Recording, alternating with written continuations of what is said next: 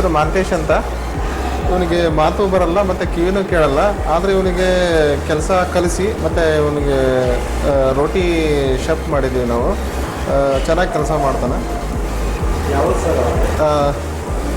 ಕದರ್ಮಂಡಿಗೆ ಒಂದು. ಎಷ್ಟು ವರ್ಷದಿಂದ ನಿಮ್ಮ ಹತ್ರ ಇದ್ದಾರೆ? ನಮ್ಮಲ್ಲಿ ಈಗ ಒಂದು 2 ವರ್ಷದಿಂದ ಮಾಡ್ತಾ ಇದ್ದಾನೆ ಕೆಲಸ. ನೀವೇ ಕೆಲಸ ಕಲಿಸ್ತೀವಿ? ಹೌದು, ಕೆಲಸ ಕಲಿತು ಮತ್ತು ಇಲ್ಲೇ ರೋಟಿ ಹೊಡಿತಾ ಇದ್ದಾನೆ ಅವನು.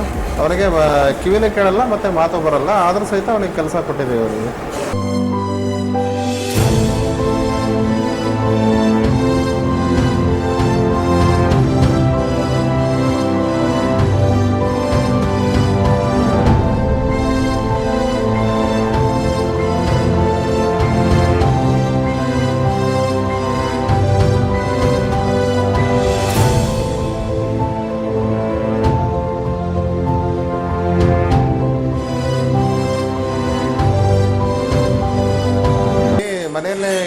ಮನೆಯಲ್ಲೇ ಬಿಟ್ಟಿದ್ರು.